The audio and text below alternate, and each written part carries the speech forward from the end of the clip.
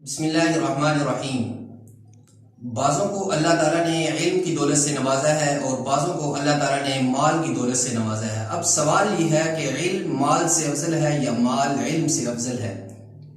ایک روایت میں ہے کہ اہل بصرہ کے اندر باہم مذاکرہ ہونے لگا۔ بعضوں نے کہا کہ علم مال سے افضل ہے، بعضوں نے کہا کہ مال علم سے افضل ہے۔ بالآخر حضرت ابن عباس رضی اللہ تعالیٰ عنہ کے پاس ایک شخص بھیجا اور فیصلہ چاہا۔ حضرت ابن عباس رضی اللہ تعالیٰ نے فرمایا کہ آپ کہہ دو کہ علم مال سے افضل ہے۔ قاصد نے کہا کہ اگر انہوں نے پوچھا کہ اس کی دلیل کیا ہے تو کیا جواب دوں؟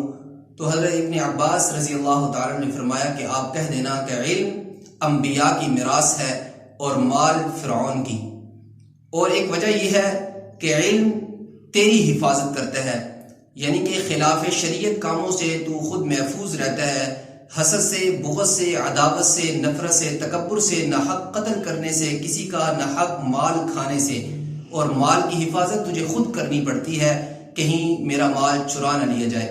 اور ایک وجہ یہ ہے کہ علم اللہ تعالیٰ اپنے محبوب بندوں کو عطا کرتا ہے، اور مال محبوب بندوں کو بھی اور غیر محبوب بندوں کو بھی عطا کرتا ہے، بلکہ جن سے محبت نہیں ہوتی انہیں اللہ تعالیٰ مال زیادہ عطا کرتے ہیں۔ قرآن کریم میں ہے وَلَوْلَا أَن يَكُونَ النَّاسُ أُمَّةً وَاحِدَةً لَجَعَلْنَا لِمَن يَكْفُرُ بِالرَّحْمَنِ لِبُيُوتِهِمْ سُقُفًا مِّن فِضَّةٍ وَمَعَارِجَ عَلَيْهَا يَظْهَرُونَ۔ اگر یہ بات نہ ہوتی کہ تمام لوگ ایک ہی طرح کے ہو جائیں تو ہم اور جو لوگ اللہ کے ساتھ کفر کرتے ہیں تو ہم ان کے لیے ان کی گھروں کی چھتیں چاندی کی کر دیتے اور زینے جن پر وہ چڑھا اترا کرتے ہیں۔ اور حدیث مبارکہ میں ہے الدنیا سجن المؤمن و جنت الکافر، کہ دنیا مومن کے لیے قید خانہ ہے اور کافر کے لیے جنت ہے۔ اور ایک وجہ یہ ہے کہ علم خرچ کرنے سے بڑھتا ہے۔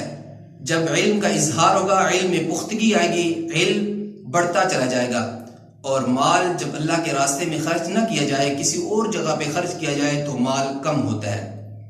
اور ایک وجہ یہ بیان کی کہ جب صاحب علم دنیا سے چلا جاتا ہے تو اس کا تذکرہ بھی باقی رہتا ہے، اور جب مالدار دنیا سے جاتا ہے اس کا تذکرہ بھی ختم ہو جاتا ہے، اور صاحب مالدار اس سے ایک ایک درہم کا حساب کیا جائے گا کہ کہاں سے مال کمایا اور کہاں خرچ کیا، اور صاحب علم سے کوئی حساب نہیں ہوگا، بلکہ قرآن کریم کے بارے میں کہا جائے گا قرآن کریم پڑھتا جا اور جنت کے درجوں پہ چڑھتا جا، جہاں پر ناس ہوگا وہیں تیرا مقام ہوگا، اور ایک ایک حدیث پر جنت میں ایک درجہ ملے گا۔